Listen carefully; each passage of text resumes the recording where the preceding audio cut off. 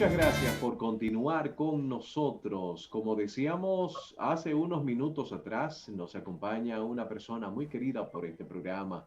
Y bueno, y no solamente por este programa, sino por todo Santiago y todo el Cibao. Estamos hablando de Robert Emmanuel Espinal Luna, Presente. catedrático, catedrático universitario, director del Archivo Histórico de Santiago, una persona que se ha dado a conocer no solamente por los conocimientos en materia de historia de la República Dominicana, sino por la forma en cómo comunica todo ese conocimiento que el Todopoderoso le ha provisto. Robert, buenas noches y Buenas bienvenido. noches, Tacón. Buenas Buenas noches, noches, Bélgica. Robert.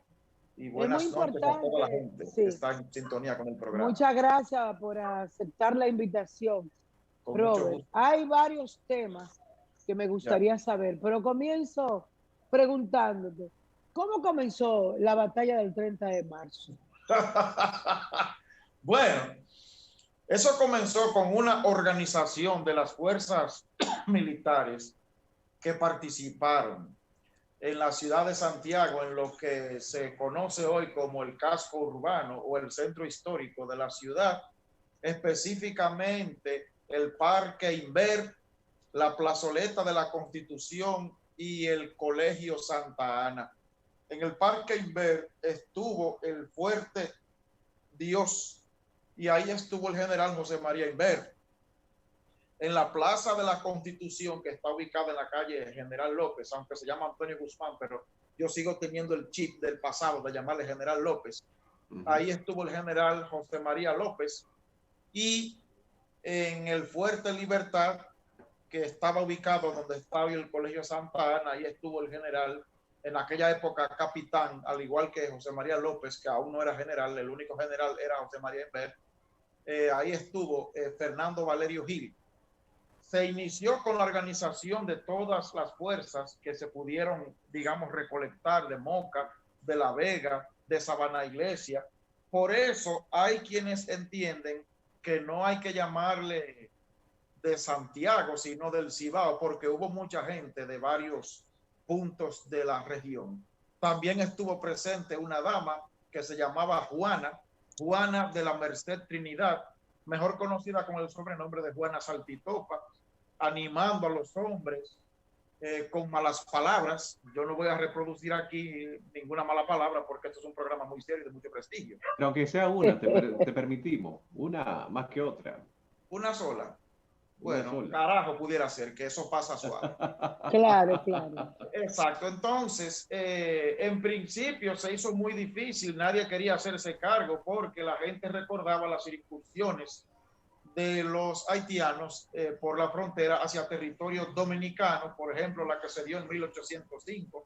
Mucha gente recordaba el degüello de Moca, mucha gente recordaba que al cura aquí en Santiago lo quemaron vivo en la iglesia. Entonces, esos recuerdos que recordaba sobre todo las generaciones de mayor edad, hizo que cuando aquí se supo que venía el ejército haitiano, que salió el día 4 de marzo desde la frontera para acá, mucha gente se metió en miedo, salió huyendo, y en Moca el general José María Inver, que había tenido entrenamiento y experiencia militar en Francia, asumió la organización de la ciudad, y gracias a su iniciativa de organizar bien los hombres, de hecho en el parte de guerra él mismo explica cómo lo organizó, un grupo, repartido 3 grupos, y entre los fuertes hileras de hombres para esperar el ejército, o lo que se consideraba en ese momento el ejército haitiano. Del lado dominicano se habla de unas 4,000 personas y del lado haitiano de unas 10,000, pero lo que salió de Haití no fue lo que llegó aquí, porque por el camino, por el trayecto, se iban yendo, iban desertando, porque la moral del ejército haitiano estaba muy baja, porque habían demasiados intereses encontrados, muchos soldados ni siquiera entendían por qué venían para acá, y al menor descuido se iban, y lo que llegó aquí fue pues una sombra de lo que salió de Haití, y gracias a eso, entre otros factores, la victoria estuvo del lado dominicano. Sí, porque yo siempre me pregunto, ¿por qué tantos haitianos y tan pocos dominicanos, y los Exacto. dominicanos salir triunfantes? Si se habla de 4,000 y 10,000, Sí. entonces eran los de aquí eran súper hombres. Pero Exacto. ya entonces se entiende. Exacto, desertación. así se entiende, exactamente. Hubo mucha fusilería, algo de machete, y del lado haitiano no hubo artillería porque ellos cometieron el error, salieron de una manera muy desorganizada y cometieron el error de no traer las balas que se correspondieran con los calibres de sus cañones, y eso nos favoreció. De hecho, decía Napoleón Bonaparte que cuando veas a tu enemigo cometiendo un error, no lo interrumpas. Ese error favoreció entonces, sí, a la fuerza dominicana, porque del lado haitiano no hubo artillería. De aquí, del lado dominicano, hubo solamente 3 cañoncitos. Digo, lo de cañoncito viene por el número. Con 3 cañones no se puede dar una batalla, claro que no.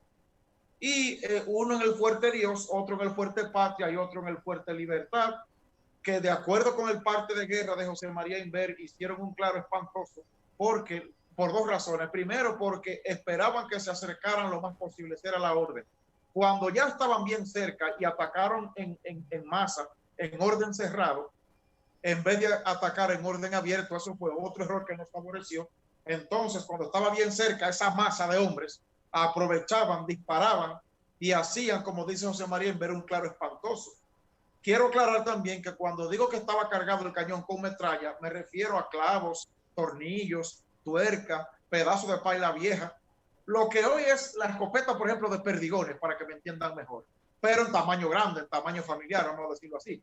Entonces, esa masa compacta, atacando así erróneamente, de manera compacta, era una perfectísima carne de cañón, y después los que quedaban vivos los acababan a tiro de fusil, y los que ya no acababan a tiro de fusil, pues sencillamente una carga al machete, y todas esas circunstancias favorecieron, e incluso hubo una columna que pasó o intentó pasar desde el Colegio Santa Ana hacia el Parque Inver, pasando por enfrente de la Plaza de la Constitución. Ubiquémonos mentalmente en esa llanura que está en el hospedaje y la Plaza Valerio. Ahí fue el escenario. Entonces, cuando José María López vio esta columna pasando por su frente, procedente desde el Colegio Santa Ana hacia el Parque Inver, aprovechó, disparó y acertó un blanco que también se sumó a la victoria dominicana. Muchos muertos, de este Sí, lado o de aquel. de ambos, porque José María Inver negó las bajas diciendo que no hubo la necesidad de tener bajas, de que no hubo bajas gracias a la intervención de Dios. Él lo dice así, pero eso se debió a que cuando él estaba redactando el informe a sus superiores en la Junta Central Gubernativa, un sacerdote amigo le dijo: general, oculte la verdad y diga que no hubo ni una sola baja y atribúyaselo a Dios para que se eleve la moral del pueblo dominicano y lo crean, y así mismo pasó. De hecho, él envió, cuando terminó todo, a eso de las 5 de la tarde, envió un emisario dominicano que se reunió con un emisario haitiano diciéndole que en Haití había muerto el presidente de la República, el presidente Charles Gerard.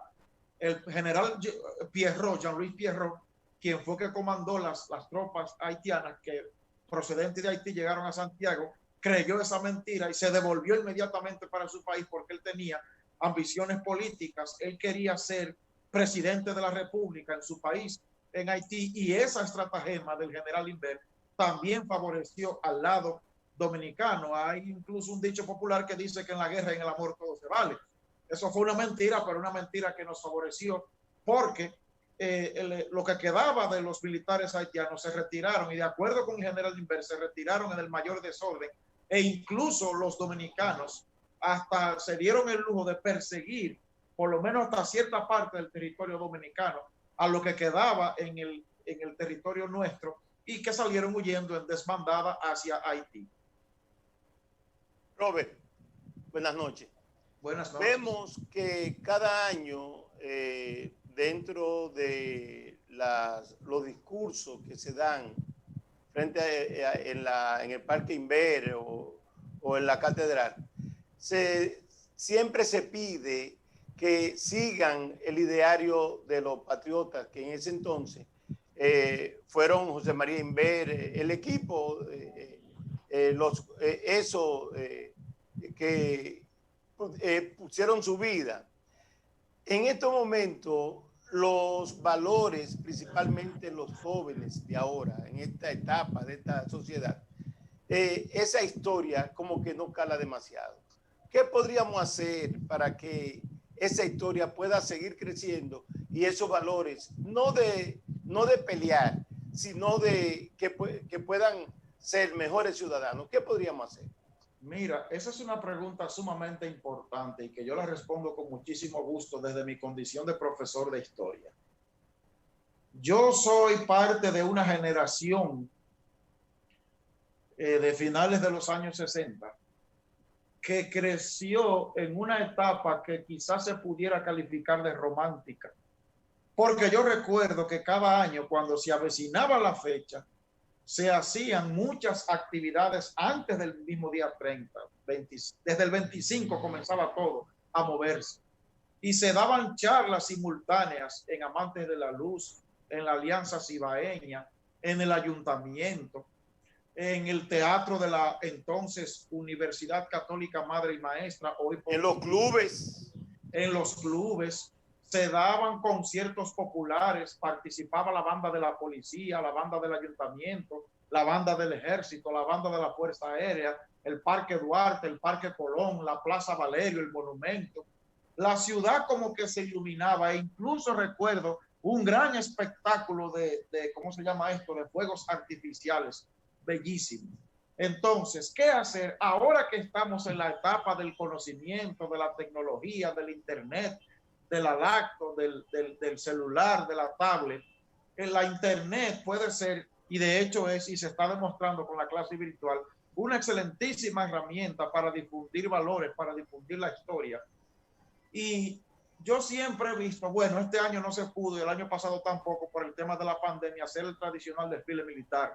Pero yo valoraría más que el desfile las charlas, las conferencias, la difusión permanente de la historia dominicana, la difusión de libros al respecto. Aquí, por ejemplo, no hay un museo de la batalla de Santiago o del ataque de Santiago, porque hay que decir también que eso no fue una batalla porque no tuvo las dimensiones propias de una batalla para que cuando un hecho militar, o sea, para poder calificarlo de batalla, tienen que darse determinadas condiciones. Por ejemplo, tiene que haber de 20 a 25 mil efectivos de ambos lados. Tiene que haber caballería, tiene que haber infantería, algunas 20.000 piezas de artillería en campo, a campo travieso, en un terreno llano, y eso no fue el caso de lo que ocurrió aquí en Santiago. Lo que hubo fue un ataque es una acción de guerra que no tiene esas dimensiones, pero que es también importante. Por lo tanto, el término correcto para referirnos a lo que ocurrió en Santiago, en Asua, en La Estrelleta,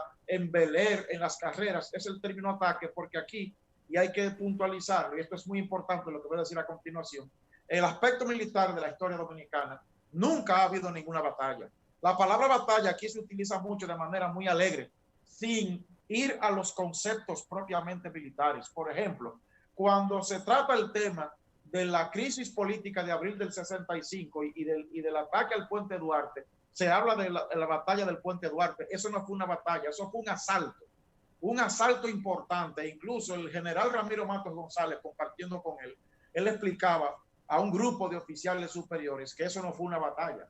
Cuando se habla aquí en Santiago de lo que ocurrió en el Hotel Matún en diciembre del 65, dice que la batalla del Matún, eso tampoco fue una batalla, eso fue un asalto con un tiroteo importante, con muertos y heridos, pero no una batalla. Batalla, para hablar de batalla, tiene que darse esas condiciones, la batalla de Ayacucho, la batalla de Junín, la batalla de Waterloo, y en fin.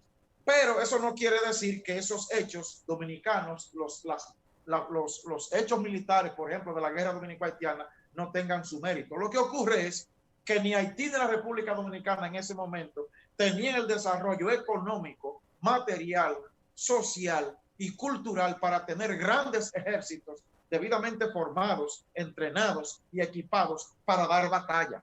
Aquí lo que hubo fue ataques.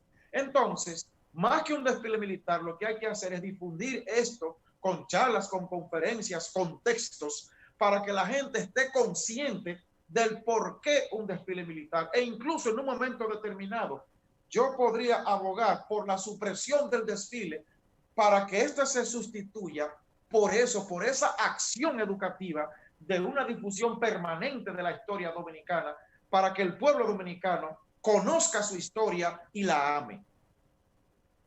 Robert, eso que estás diciendo acerca de la confusión de los términos entre batalla y asalto, se puede aplicar también cuando utilizamos el término revolución para hablar de lo producido en el año 1965.